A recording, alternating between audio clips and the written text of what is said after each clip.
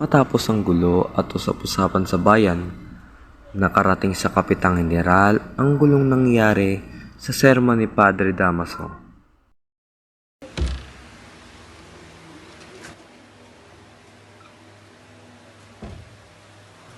Sinabi ng bina ang kanyang suliranin sa kapitan at sinisigurado nitong matutulungan siya.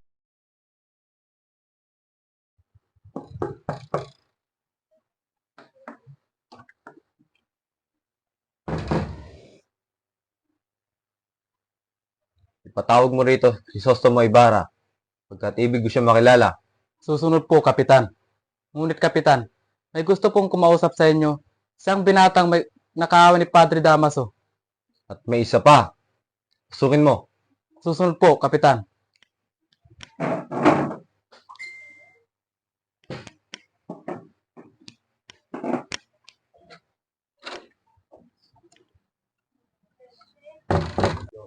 Hindi ba't wala naman tayong dapat pang sabihin sa kapitan? Siyang tunay. Tara na at tayo umalis na. Hindi ba't kailangan natin malaman ang balak ng kapitan sa simbahan?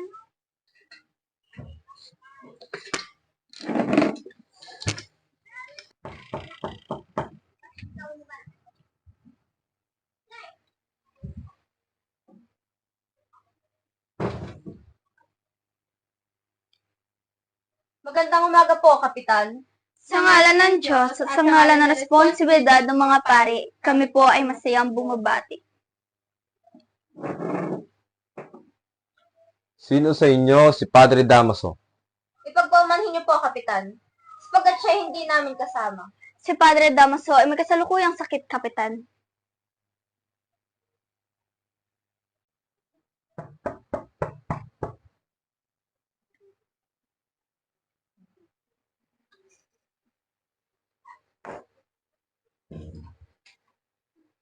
Santiago, magandang umaga. Magandang umaga po, Kapitan. Magandang umaga po, kapitan. Kinagagala ko po makilala. Kayo'y pumarito. Nabalitaan ko ang iyong ginawa kanina. Sadyang napakaswerte ng iyong mga magulang binibini. Huwag ka mag-alala at sabihin ko sa hari na bigyan kang handog sa ginawa mo kanina. Ngunit, kapitan, hindi ko na kailangan ng... Naiintindihan ko masaya kang paglingkuran ng bayan at hindi mo na ibig pa ng gantimpala. Ngunit huwag niyong ipagkahit sa akin ipakita na kung ang kapangyarihan ay marunong magparusa. Ito rin ay marunong magdulot ng gantimpala sa kung sino makarapat dapat.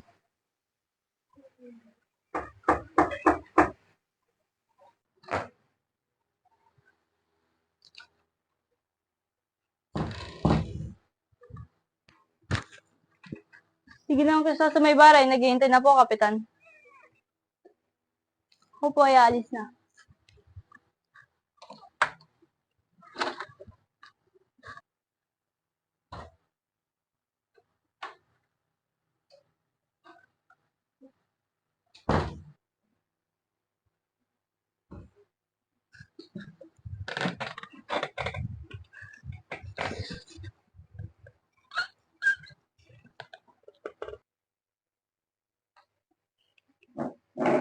Magandang umaga, Ginoong Ibarra. Magandang umaga po, Kapitan. Salamat sa mainit ninyong pagtanggap sa akin. Huwag kang mag-alala tungkol sa hindi niyo pagkakaunawaan ni Padre Damaso. Huwag kang mabahala sapagkat hindi ka mapapahamak hanggat ako ang namamahala sa Pilipinas. Ang iyong iskomunyoy ay aking papakailaman sa arsobispo. Sa pag-uusap ng dalawa ay napahanga ang kapitan sa angking talino ni Ibarra. Inanyayahan niyang sumama ito sa Europa, ngunit ibig niyang manirahan sa bayang kanyang kinagisnan at sa lupaing sinilangan ng kanyang mga magulang.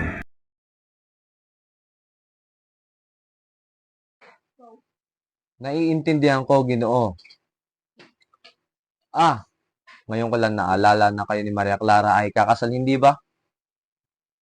Ito ako ngayon, ginagambalang oras mo. O siya, magtungo ka na sa tabi ng iyong katipan at papuntahin mo ang kanyang ama. Inaasahan kong masasamahan mo ako mamaya sa prosesyon. Masusunod po, Kapitan.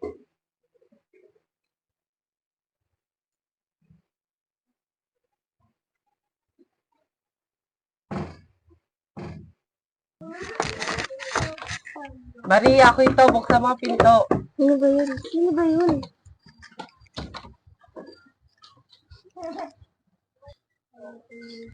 Isulat mo na lamang ang iyong ibig sabihin, Crisostomo. Pagkat si Maria ay nag-aayos pa para sa dulaan. Nagtatakang umalis si Ibarra pagkat hindi niya alam ang dahilan ng bilang malamig na pakikitungo sa kanya ni Maria Clara. Nang magsimula na ang prosesyon, sadyang nabahala si Ibarra sa ginawang pananaway ng Gwardiya Sibil. Ginoong Alkalde, bakit kailangan paluin ang mga tao? Ginagawa lang ba dahil nais nila? Ginong Ibarra ay nasa katwiran. Yan ay sadyang maraat na rapat na ipagbawal. Nang dumaan sila sa tapat ng bahay ni Maria Clara, napadungaw ang lahat dahil sa madamdaming himig ng kanta ni Maria na tila umaapaw sa kalungkutan.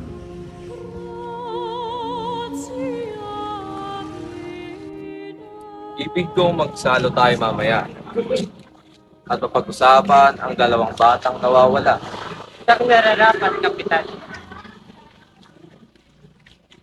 Sa mismong araw naman na iyon, sa tabing kali naroroon ang isang donya o mas kilala bilang Donya Konsolasyon. Tignan mo ang itsura mo. Hindi ka ba mahihiya sa mga makakita sa iyo? Bakit?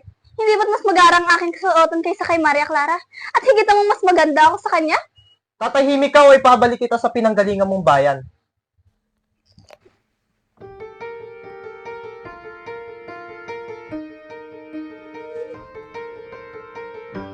Pupuntahin niyo dito si Sisa. Ngayon din.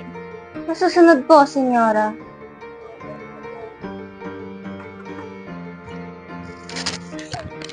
Bitawan niyo ako! Iwan niyo kami rito. Ang magulo.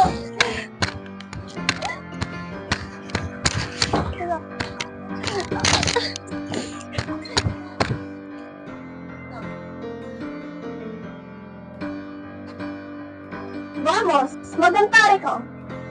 Dili kikanta.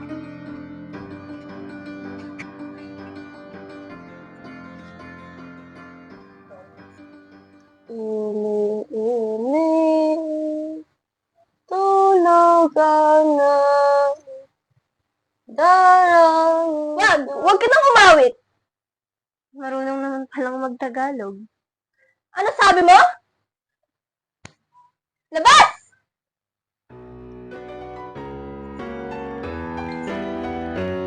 Balas.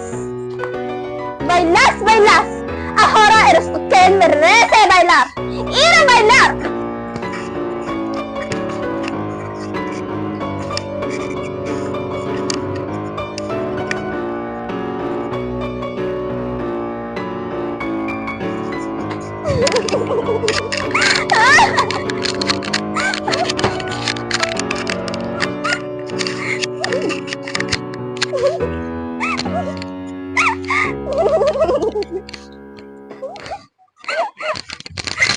Gamutin mo ang sugat si Sisa at huwag siyang lalakas ng ano. Ano? Hindi mo man lang ako babatiin ang asawa ko? Ano sa tingin mo ang ginagawa mo? No es obvio. Ako me estoy divirtiendo. Tigilan mo na nga pagsasalita ng ganyan. Hindi naman kita naiintindihan. Hindi rin naman tugma ang mga sinasabi mo. Yan lang ba ang kaya mo asawa ko? Isa kang duwag!